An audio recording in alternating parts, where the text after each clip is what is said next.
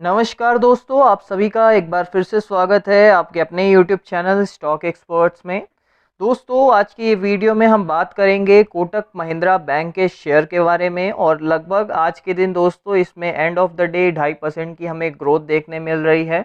लगभग 2.5% यानी कि अगर मैं प्रॉपर बताऊं तो 2.38% की ग्रोथ है। और अगर मैं टोटली बताऊं ये कितना बड़ा है तो आज के दिन लगभग 5% की ग्रोथ हमें देखने मिली। ये सब कैसे देखने मिला, क्या रीज़न था कोटक महिंद्रा बैंक के शेयर में इस ग्रोथ का, साथ ही साथ आने वाले दिनों में क्यों कोटक महिंद्रा बैंक के दोस्तों जो शेयर है वो बढ़ सकते हैं, ये सारी चीज़ें आज की ये वीडियो में हम डिस्कस करेंगे। तो बने रहिए। अगर आप कोटक महिंद्रा बैंक के शेयर को फॉलो करते हैं या इससे रिलेटेड दोस्तों आप इंटरेस्ट रखते हैं। और अंत में दोस्तों अगर आपको ये वीडियो अच्छा लगे तो चैनल सब्सक्राइब ज़रूर कीजिएगा, वीडियो लाइक ज़रूर कीजिएगा। आइए स्टार्ट करते हैं ये वीडियो।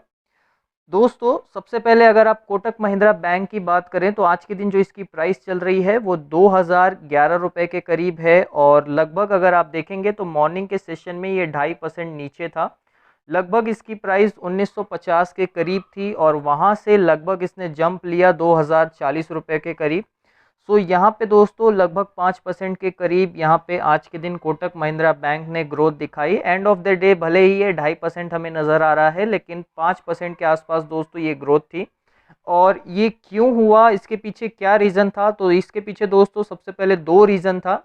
यहाँ पे पहले रीज़न की अगर मैं बात करूँ तो आपको भी पता होगा कोटक महिंद्रा बैंक में LIC यहाँ पे अपनी स्टेक होल्ड करता है और लगभग 5% के करीब करता है दोस्तों। यहाँ पे मैं आपको दिखा सकता हूँ DII पे अगर आप इन्वेस्टमेंट में देखेंगे तो LIC यानी कि life insurance corporation of India, जो कि दोस्तों सबसे बड़ी फंड हाउस है, सबसे बड़ी इंश्योरेंस कंपनी है इंडिया की, ये लगभग 4.96% कोटक महिंद्रा बैंक में ओन करती है, स्टेक ओन करती है, यानी कि इसके हिस्सेदारी है।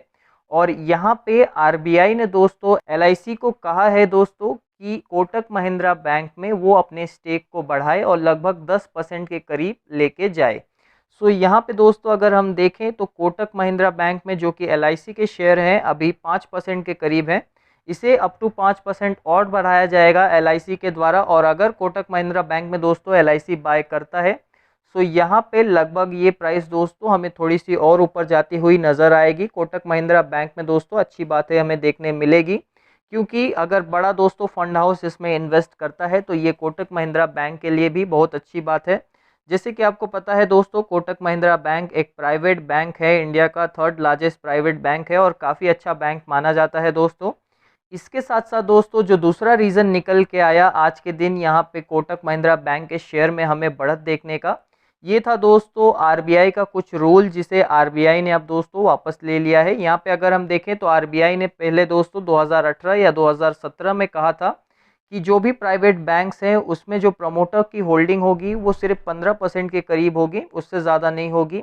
लेकिन इसे दोस्तों ये जो फैसला था इसे होल्ड पे डाल दिया गया था। और यहाँ पे कुछ कमिटीज़ दोस्तों अगर हम देखें तो यहाँ पे कुछ कमिटीज़ का डिस्कशन हुआ, उन्होंने काफ़ी कुछ डिस्कस किया और उसके बाद अगर हम देखें तो आज दोस्तों यहाँ पे कोटक महिंद्रा बैंक में अगर हम देखें तो बढ़त इसलिए देखने मिली क्योंकि इसके जो दोस्तों प्रमोटर हैं उदय कोटक जी, उनकी प्रमोटर होल्डिंग यहाँ पे कोटक महिंद्रा बैंक में लगभग 26% के करीब है।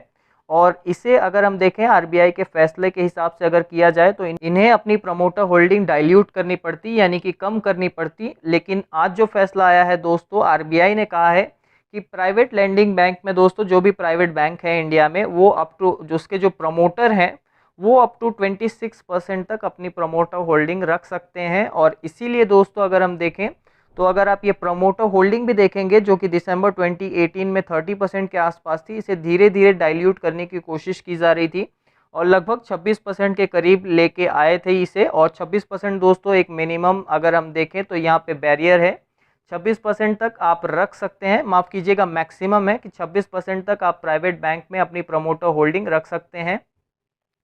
सो ये अच्छी बात निकल के आई। और उदय दोस्तों उदय कोटक जी हैं, उनके दोस्तों लगभग 25.76 यानी कि 26% के आसपास कोटक में प्रमोटर होल्डिंग अब बनी रहेगी, इसे RBI ने कह दिया है। सो ये दो बातें दोस्तों निकल के आई जिसके वजह से आज के दिन हमें कोटक बैंक में अच्छी खासी दोस्तों तेज़ी देखने मिली, 2.5% की ग्रोथ देखने मिली। अब बात करते हैं जो रिटेलर्स हैं उन्हें क्या करना चाहिए ये फैसले के बाद, और क्या कोटक बैंक में दोस्तों हमें अच्छी बातें देखने मिलेगी इन फ्यूचर, क्या ये अच्छा शेयर है बाय करने के लिए। सो यहाँ पे दोस्तों अगर हम कोटक बैंक की कुछ फंडामेंटल्स की बात करें तो करंट प्राइस अगर आप देखेंगे तो 2000 रुपये के करीब चल रही है, 2000 के ऊपर ही है। बुक वैल्यू इसकी 428 रुपये के करीब है। ROCE रिटर्न ऑन दोस्तों कैपिटल एम्प्लॉयड या रिटर्न ऑन इक्विटी अगर हम देखें तो दोनों में कोटक बैंक की दोस्तों अच्छी खासी परसेंट है, 13.1% और 6.49%। ये दोस्तों अगर हम देखें तो ये अच्छी बातें होती है कंपनी के लिए, ROCE और ROE ये देखना दोस्तों काफ़ी अच्छी बात होती है। साथ ही साथ अगर हम कोटक बैंक की बात करें तो इंडिया का दोस्तों तीसरा प्राइवेट लैंडर बैंक है, सबसे लार्जेस्ट सबसे बड़ा बैंक है। सो ऑल ओवर इंडिया में इसकी काफ़ी कुछ अच्छी बातें हमें देखने मिलती है। क्वार्टरली रिजल्ट भी अगर आप देखेंगे तो ये भी लगातार प्रॉफिट में ही हमें देखने मिलता है। यहाँ पे ज़्यादा हम डिस्कशन करेंगे नहीं दोस्तों क्वार्टरली रिजल्ट में कितना प्रॉफिट हुआ है, ऑलमोस्ट अगर आप देखेंगे तो हर क्वार्टर में इन्हें प्रॉफिट होते ही रहता है। सो ये इसके लिए कोटक बैंक के लिए सबसे अच्छी बात है। बैलेंस शीट भी दोस्तों अगर आप देखते हैं तो रिजर्व कंपनी के पास काफ़ी अच्छा पड़ा हुआ है, 83,000 करोड़ रुपीस के आसपास का।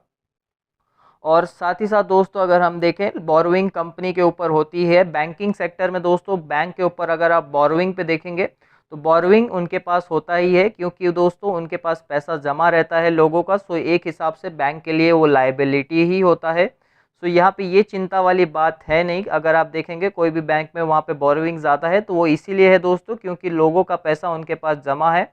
इसमें आप जो देख सकते हैं दोस्तों वो है एनपीए रेशियो अगर आप देखेंगे तो ये कम होते जा रहा है, 3.16% के आसपास है। नेट एनपीए 1.09% के आसपास है।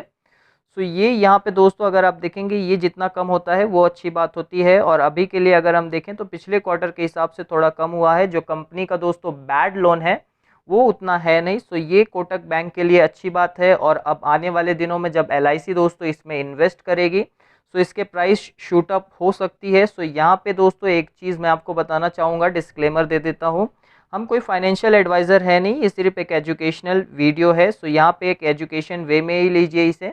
आप डायरेक्टली कोटक बैंक में अपना इन्वेस्टमेंट कीजिए मत, थोड़ा बहुत दोस्तों इस पर रिसर्च ज़रूर कीजिएगा और अपने हिसाब से रिस्क लीजिए। तो लॉन्ग टर्म में अगर हम देखें और एक हिसाब से दोस्तों शॉर्ट टर्म के लिए बिल्कुल ना जाए, लॉन्ग टर्म के लिए जाए। कोटक महिंद्रा बैंक एक अच्छा शेयर हो सकता है आपके लिए।